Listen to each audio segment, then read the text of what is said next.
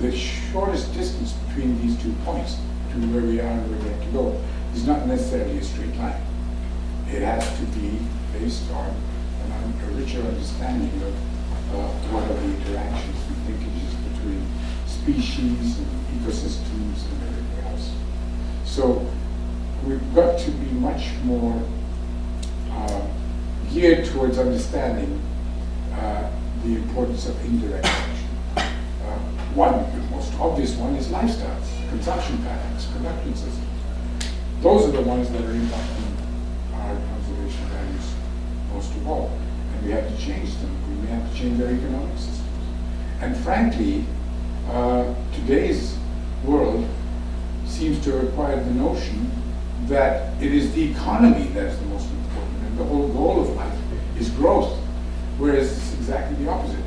What is important is, as the King of Bhutan has already said, human happiness, and we got to find a way to maximize that. You don't have to have the kind of growth you have today.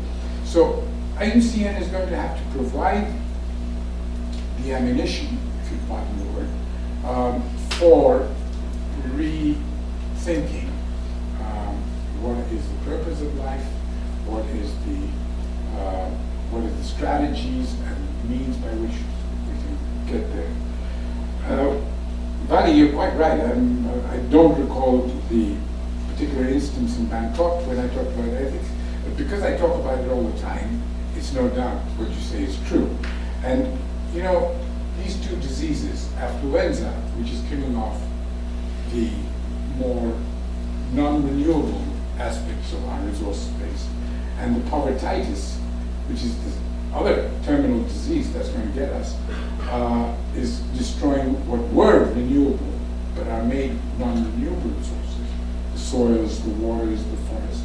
These two diseases are going to be eliminated only if we have an understanding that self-interest and ethical behavior are actually going to have to be the same.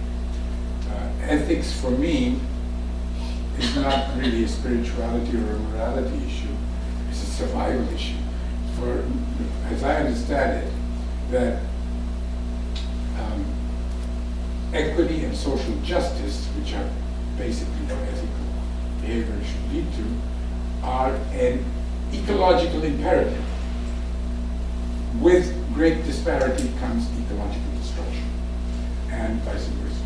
So, in my opinion, ethics is just a catchword for making sure that our development patterns don't lead to a total breakdown of our ecosystems. That's basically the ethics I think is the most important. Thank you. Thank you so much. I would like to ask first, before I open the floor, if Mr. Musa wants to say something about the last comments of Ashok. No, I don't want to comment on that, but I do want to comment on what Ashok Khosla said about the IUCN sticking to its knitting, which is biodiversity. You know, the IUCN has been under tremendous pressure for a number of years to say sustainable development is the focus and not biodiversity. And then there's been a very strong body of opinion that biodiversity should be our focus. But the discourse on the sustainable development paradigm has moved on, I would want to believe, by now quite a bit. Because that paradigm, which was sometimes interpreted as you've got your economic, social, and environment, which is like three equal pillars on which the world rests, and there's an equality of the three, whereas environment is the overall, all-encompassing, is the sort of the paradigm that's being developed right now, and within that you get social, within that you get the economy. And so we can almost look at it in a new way, which probably brings us back to the same conclusion, but without having to say that, while arguing it, I think, in a different way with the change in the thinking that's taking place, I think, in many organizations around the world. Thanks. Thank you so much. So, any more questions from the panel, or can I open the floor? Okay. So, floor is open. Please be brief in your questions, comments, and if you have a particular comment for one of the panelists, please say so. And please say your name and your organization's your organization, please. If you agree, because of the time, I'm going to take 2 or 3 questions at the same time, and in order to open for the panel. So here. Here.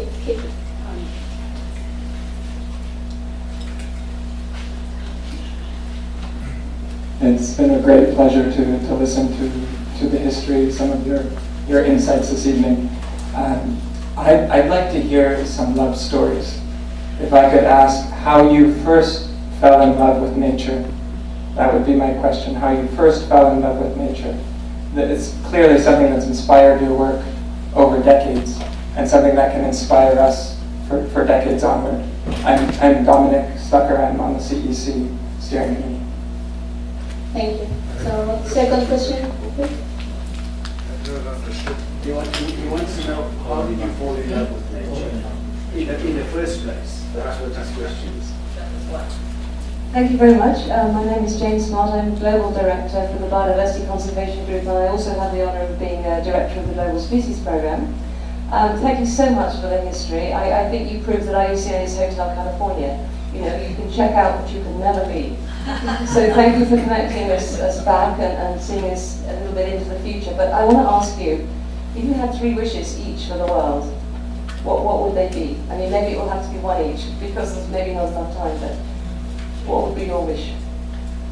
Thank you. Is there another question? Yeah, Julia? So, thank you. So, thank you all for coming. Really, I worked with all of you for over many years, even before I became Director General of IUCN. And Vali Musa was the person who decided that there was a whole council who chose the Director General, but I was told that the chemistry between the President and the Director General is the most important thing. And we had good chemistry, and Ashok and I have good chemistry too. I hope I will have the good chemistry with the next one.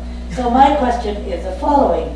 One of the things that we are constantly told is that we're such a well-kept secret. So do you think that we're doing something wrong by not being on everyone's mind, the human beings on the street? Should everyone know us? Should we be more clever? We cannot have the panda as our logo, so don't tell me that, because I know that somebody else got that. It was our child 51 years ago. But is it a problem to be such a big secret? And if it is a problem, can you give us advice? Thank you. Thank you so much. We don't have more questions. So I would like to ask the panel to be brief, because we don't just have 30 minutes to answer to these questions. So I need you to be brief. So who would like to start? And then I'll have to answer all of them.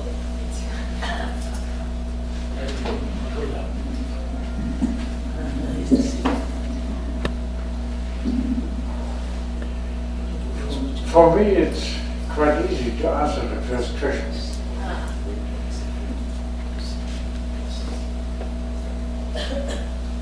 After the war, in Germany we had occupation, and the military was invited also to enlist for free hunting and fishing in Germany. This was connected with the policy in the US after the war. So, we had to put this in a proper order. So, for us it was acceptable to hunt and fish in Germany. But it was necessary to put in a rule that this was sustainable and not just getting an extinction. So we had soldiers who never have been hunted. They killed the deer at the feeding station. So, and what I have to mention is this was, we started with Hal Coolidge to bring order in the system. Hal in the States was helping us, and So we had a very good contact then with, for example, with Mr. John McCloy, who was the first US ambassador to Germany. So we brought the order in, we can say, use nature, yeah? And I think this was automatically, then when I started in this, 3 months later, the minister called me if I would not be joining the Ministry for Food, Agriculture and Forestry to do this, what I have done from a feeling, from a passion I had, if I would do this not from the ministerial side. So, this is my beginning. And Hall was also the reason that I was the only one German and the youngest participant in the first General Assembly of IUCN in Brussels. I was the only German and the youngest participant. So the first one in 1948? When? 50. No, 1950. 50 was the first General Assembly.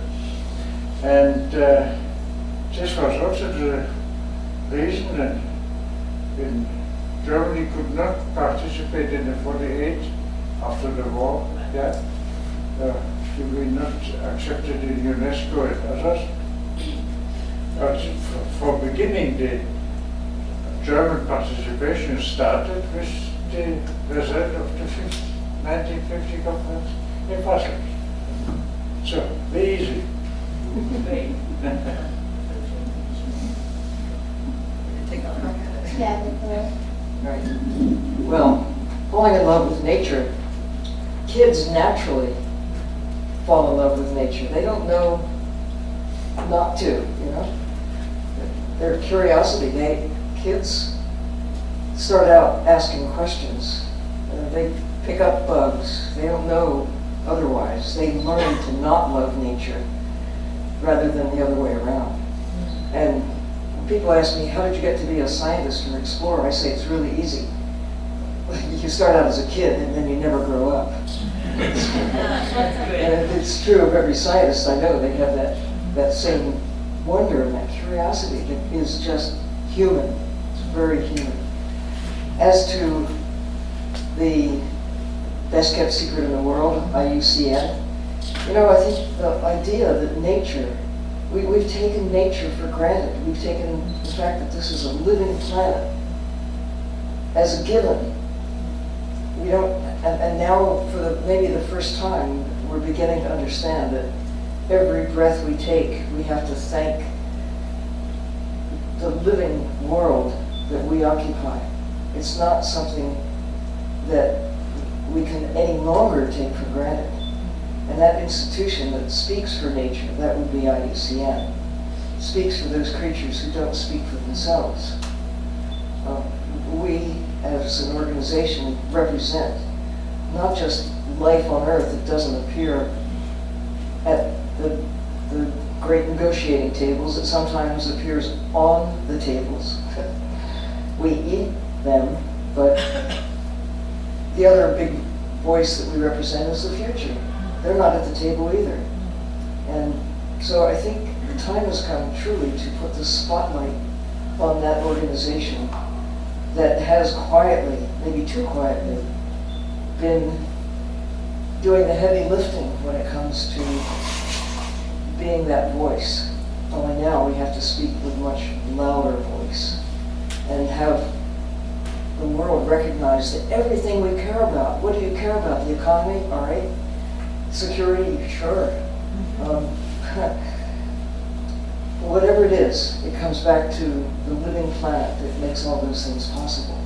And that's what IUCN has been doing. We just need to celebrate it and harness the new technologies that make it possible in a stroke to reach the much wider audience that hasn't been aware of how, you know, we are mostly humankind, we're like kids. We've taken it for granted. And there's a reason we call Earth Mother, I suppose. Because we expect all these things, but it's not free.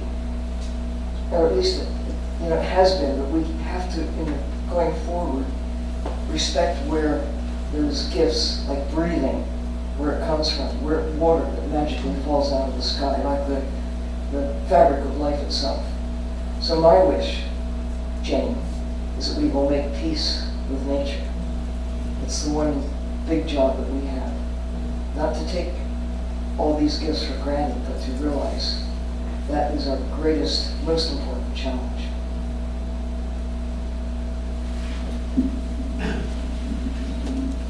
Thank you. If you don't mind, I will just deal with one question only because it isn't time to deal with all three. And I'm not going to deal with the first one about the love stories.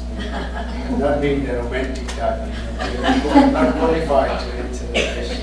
But I want to just deal with the question Julia put about IUCN being the world's best kept secret.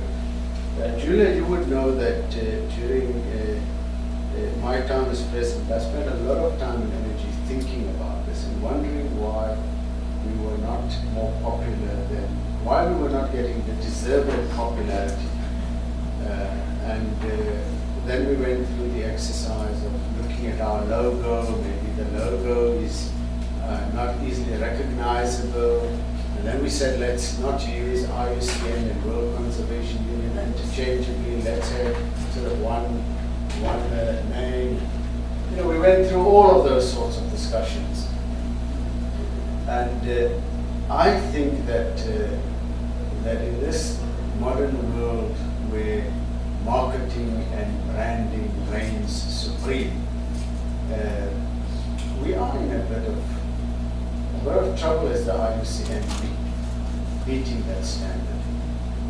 However, I think that we would diminish ourselves if we change ourselves in order to comply with marketing